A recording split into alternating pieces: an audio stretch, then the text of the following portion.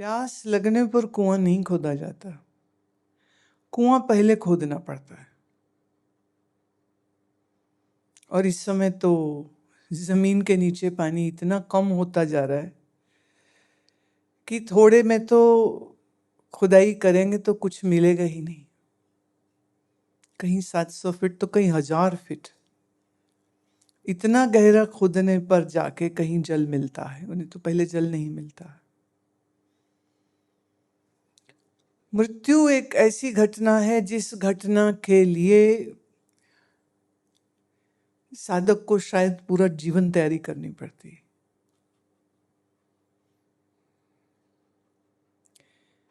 अब इसमें दो बातें समझने की हैं। पहली ये कि मृत्यु से ठीक पहले एक गहरी बेहोशी आने ही वाली है। अब किसी की वो 10 मिनट की हो पहले, किसी की साधक बहुत अच्छा है तो शायद कम समय की रहे, क्योंकि ये एक ऐसी प्रोसीजर है कि जिसमें यूं जानो जैसे हार्ट ट्रांसप्लांट मान लो हुए, तो पहला हार्ट निकाला, दूसरा डाला, तो क्या उस समय पर मरीज होश में रहना भी चाहे तो क्या रह सकेगा? या कोई सर्जन उसकी ऐसे सर्जरी करेगा कि उसको एनेस्थीसिया ही न देवे? Not possible. एनेस्थीसियोलॉजिस्ट से मेरी एक बार बात हो रही थी, तो मैंने उससे पूछा कि कभी तेरे से कुछ गलती हुई जब तू काम करती है? तो उसने कहा मैं अभी रेजिडेंट थी और एक बार मैंने जिस मात्रा में दिया वो मात्रा की थोड़ी बढ़ोतरी हो गई, क्योंकि जितना वेट उसके मुताबिक उसकी कैलकुलेशन होती, और मरीज जो है वो उसकी कंडीशन खराब लगी होने पर उसके जो सीनियर थे वो वहीं पर थे, तो उन्होंने रेस्क्यू कर लिया। कहती नहीं तो मेरे लिए वो पहली मृत्यु होती जो मेरे हाथ से एनेस्थीसिया की मात्रा ज्यादा देने की वजह से हो जाती। यहां तक कि छोटी से छोटी या बड़ी से बड़ी सर्जरी में एनेस्थीसियोलॉजिस्ट का बहुत इंपॉर्टेंट रोल होता है। जितना सर्जन का दक्ष होना आवश्यक है, उतना ही इसका कॉम्पिटेंट होना बहुत जरूरी होता है, और वो कांस्टेंट मॉनिटरिंग करनी पड़ती है। अगर एक किसी ऑर्गन की सर्जरी में एनेस्थीसिया की आवश्यकता पड़ती है तो मृत्यु में कोई एक अंग नहीं, पूरा शरीर ही बदलने वाला है।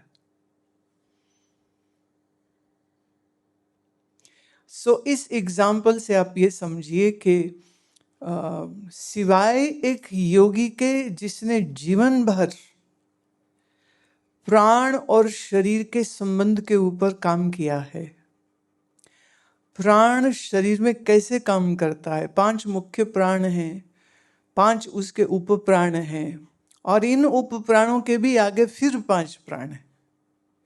तो इन 15 प्राणों की फंक्शनिंग कैसे होती है, उस सारी फंक्शनिंग को थ्योरेटिकली नहीं कि आपने किताब में पढ़ा और आपको समझ आ गई, अभ्यास में, अनुभव में वो इसको लाता है। और अब जिसने उसको ठीक से जान ली, जिस योगी ने इसको ठीक से अनुभव कर लिया, जान लिया, वह फिर इच्छा मृत्यु अथवा अपने प्राण और शरीर का जो अलगाव है उसकी पूरी प्रोसेस को अगर उसने अपने कमांड में ले लिया है तो फिर उसकी तो सिचुएशन और बात ही कुछ और हो जाती।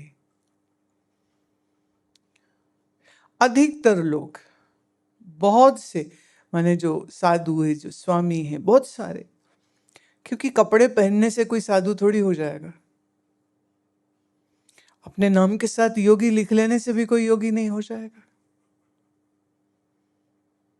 पर इस योग की गहन साधना को जिसने किया है मेरे अभी तक के जीवन में सिर्फ एक योगी का ऐसा हमने दर्शन किया जिसको मैं कहूंगी इच्छा मृत्यु। किस दिन शरीर छोड़ना है, किस वक्त शरीर छोड़ना, ये भी उन्होंने तय किया था। किस पोजीशन में छोड़ना, ये भी उन्होंने तय किया था। कितने बजे शरीर छोड़ना, ये भी उन्होंने तय किया था। क्या ग्रह होगा, क्या नक्षत्र होगा, ये भी उन्होंने स्वयं तय किया था। और अपने शरीर के मरण की पूरी प्रोसेस को उन्होंने अपने एक शिष्य को 6 महीना अपने पास रख के उसको ट्रेन किया कि जब शरीर से श्वास जुदा हो जाए तो उस समय पर तुमने क्या क्या क्या करना है, ये भी उन्होंने उसको ट्रेन किया। अधिकतर बहुत सारे जो मेरे जानने में स्वामी और महात्मा थे, तो बहुत बड़ी संख्या तो वही थे कि जो बीमार हो गए या हेमरेज हो गया या स्ट्रोक हो गया और फिर वो उसी में गए। माने कुछ तो वेंटिलेटर पे थे, उसमें गए। कुछ वेंटिलेटर पर नहीं थे पर अनकॉन्शियस थे, उसमें गए। तो ये कहना बड़ा आसान है कि हम क्या करें।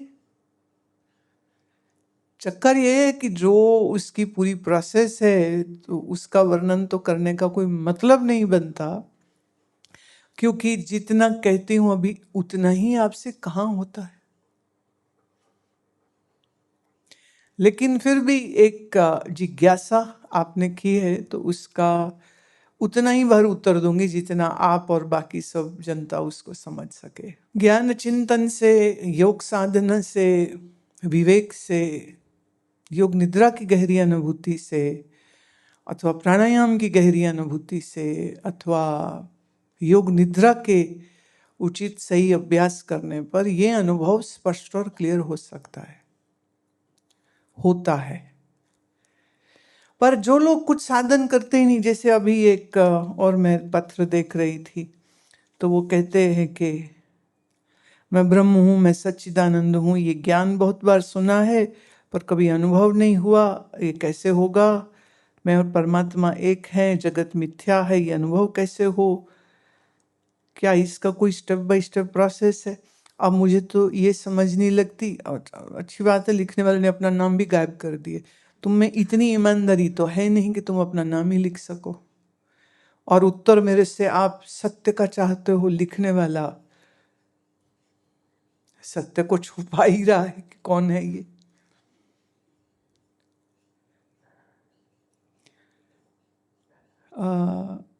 सवाल ये नहीं है कि तुमने क्या सुना, सवाल ये नहीं है कि तुमने कितने ग्रंथ मुझसे सुने। सवाल ये है कि आपने सुनने के पहले क्या साधना होनी चाहिए थी वो की, तो वो तो की नहीं है। सुनते समय पर क्या साधना तुम्हारी होनी चाहिए थी, आपने क्या वो की, एक्चुअली वो भी कुछ नहीं की है। तो बात तो ये हो गई कि हमने पढ़ाई तो की नहीं, पर हमने अपने कोर्स की किताब जरूर खरीदी थी। और टीचर से पूछे स्टूडेंट कि किताब तो मेरे पास है तो मैं मेरिट लिस्ट में आ जाऊंगा ना। तो कोर्स की किताब खरीद लेने से तुम मेरिट लिस्ट में थोड़ी आ जाते हो। अब हम वेदांत सार, भगवद गीता, कठोपनिषद, प्रश्नोपनिषद, केनोपनिषद, कितने वेदांत के इन ग्रंथों को समझा चुके हैं। विचार चंद्रोदय, और कितने लोगों ने उसको श्रवण भी किया। और हर बार उसका स्टेप बाय स्टेप क्या होता है, हम करोड़ों बार ये बात बोल चुके हैं, पर पूछने वाला जो भी प्रश्न करता है वो फिर पूछ रहा है इसका स्टेप बाय स्टेप क्या है। तो फिर तो वही बात होगी ना, हमने कोर्स की किताब तो खरीद ली है, हमने खोल के कभी पढ़ी नहीं है, तो इम्तिहान में हम मेरिट लिस्ट में आ जाएंगे। क्या जवाब दूं मैं इसका? ऑब्वियस ये तरीका है ही नहीं। बिना वैराग्य के, बिना समदम श्रद्धा तितिक्षा समाधान उपरति के, ये गुण अंतःकरण हुए बगैर आप कितना ही श्रेष्ठ ज्ञान श्रवण कर लें, कोई लाभ नहीं होने वाला। जैसे चिकने घड़े को आप बारिश में, मूसलाधार बारिश में रख दीजिए, कितनी बूंदें आएंगी। जब घड़ा उल्टा था, जो घड़ा सीधा ही नहीं है उसमें बारिश की एक बूंद नहीं आने वाली, बल्कि जो बारिश उसके ऊपर पड़ेगी वो भी बह जाती है, एक बूंद अंदर नहीं आने वाली। तो मन का घड़ा तो ज्ञान श्रवण करते समय सबका उल्टा ही तो है। मतलब मन तो संसार में घुसा पड़ा पूरी तरह से, बेटा बेटी, रुपया पैसा, पोता पोती। दिमाग तो पूरे समय, मैं तो उस दिन किसी को देख रही थी, मेरे सामने बैठे हुए थे तो शांत थे जब तक, तो बड़े मुंह लटके से, मतलब लटका मुंह समझते हो ना, लाइक वेरी सोम्बर और very sad, not sombre, really sad faces, long faces, horrible faces. And then suddenly one of the persons started to talk about real estate and how in a particular purchase he is going to make money. And the way their faces started sparkling and shining. That was a scene to see. माने ऐसे उनके चेहरे चमक रहे थे और ऐसे उछल उछल के वो बातें कर रहे थे, इतने पैसे आ जाएंगे, फिर इतने हो जाएंगे, फिर ये हो जाएगा, फिर वो हो जाएगा, ऐसे। मतलब मुझे तो दोनों टार्जन लग रहे थे बैठे हुए। जो टार्जन कहते हैं ना, छाती पीटता था और बड़ी भयंकर ऊंची आवाज, हाथी जैसा चिंगाड़ता था, तो ये दोनों सज्जन लगे हुए हैं, यूं चिंगाड़ रहे हैं possible benefits and profits which they will make from the real estate business. And just a little while ago, they were all sitting with me, and at that time they were so sad and like long faces and just looking at the floor. They had nothing to ask. They had no inclination to learn anything from me. Their families had just brought them to be, in my presence, and let's go to Guruma, have a darshan. So they were just tagged along. बहुत सारे यहाँ पति आते जो बीवी घसीट लाती उसको, और बहुत सारी स्त्रियां ऐसी आती हैं जिनको उनके पति घसीट लाते हैं। उनके अंदर ऐसी कोई प्रेम, श्रद्धा, कोई ज्ञान की चाह भी नहीं होती। चूंकि एक आ रहा है तो दूसरा कहता है चल मेरे साथ, तो उनको जाना आना पड़ता है मजबूरी में। और बहुत लोग जो है वो ज्ञान श्रवण तो करते हैं, पर मन उनका वही है, राग द्वेष वाला, विषय वासना वाला, आसक्ति वाला, भोग वाला, क्रोध और लोभ वाला, और बहुत बड़े अहंकार वाला। ज्ञान क्या का, हम कितनी ज्ञान की अमृत वर्षा कर दे, वो अंदर सूखे के सूखे। It's beyond my reach to transfer and transmit this higher wisdom to a person whose mind is not burning with the desire to know the truth.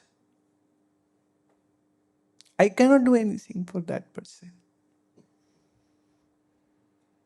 One has to have a very strong burning desire. How will it come? I do all what can be done, but yet people don't have it.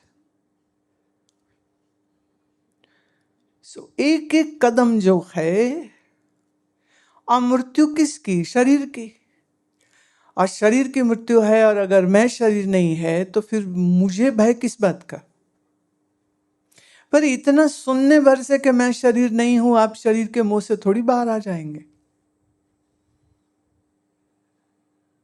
इतना सुनने से कि मैं मन नहीं हूं, ये निश्चय थोड़ी बन जाएगा कि मैं सच्चिदानंद हूं और मैं मन नहीं हूं। इतना भी आसान नहीं।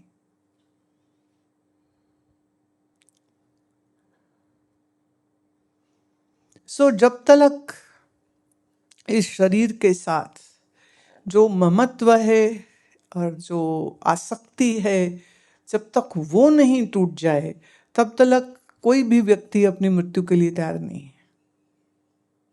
दूसरी बात, अगर आत्मस्वरूप में हूं ये निश्चय ठीक से हो जाए, तो फिर पंचदशीकार स्वामी विद्यारण्य स्वामी कहते हैं कि फिर ये व्यक्ति हाय हाय करता हुआ प्राण छोड़े, कि बेहोशी में प्राण छोड़े, कि सोते हुए में प्राण छोड़े, कि पूरी होश में बैठ के प्राण छोड़े, वो मुक्त था, वो मुक्त है, वो मुक्त ही रहेगा। तो एक ज्ञान के निश्चय वाले को किसी अलग साधन की जरूरत नहीं है कि वो क्या करे मृत्यु से पहले, क्योंकि जिसने जीते जी इस बात का अनुभव और निश्चय कर लिया कि वो देह है नहीं, मन इंद्रिया बुद्धि है नहीं, और ये सिर्फ एक स्टेटमेंट नहीं, ये उसकी अनुभूति है। तो फिर जैसे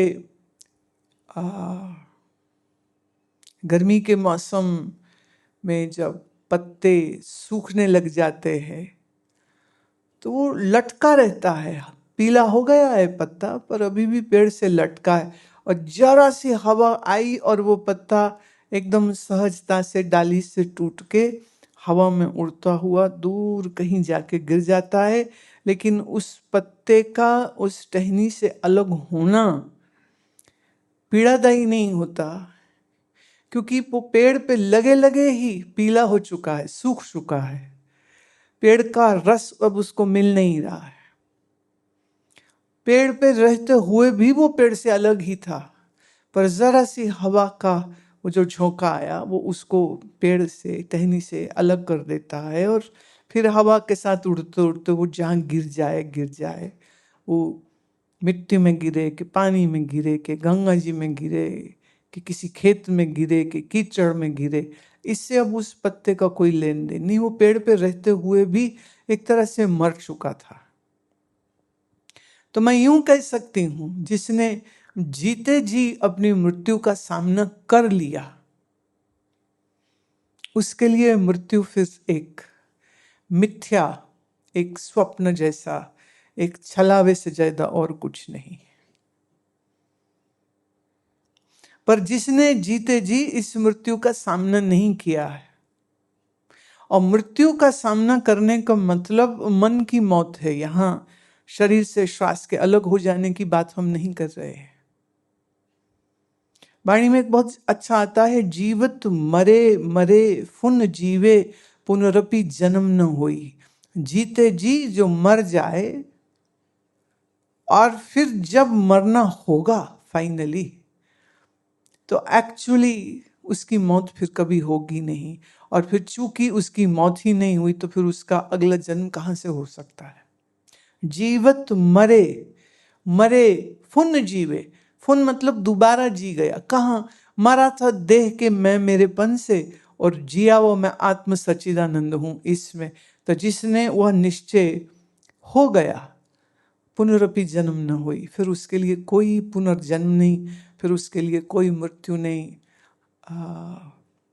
आवन जानी खेल बनाया, आज्ञाकारी कीनी माया। जिसने माया को अपने आज्ञा में ले लिया, जिस माया से जन्म मरण श्वास का चलना होता है, वो पूरी केमिस्ट्री क्या है जिसने उसको समझ लिया, वो उस खेल से बाहर हो जाता है। फिर उसके लिए मृत्यु, ये मौत क्या बला है, हमने पता न चीना। रास्ता मिला है पक्का, अब दौड़ते चले हैं, हम तो हमारी मस्ती में झूमते चले। मस्ती में कौन झूमेगा?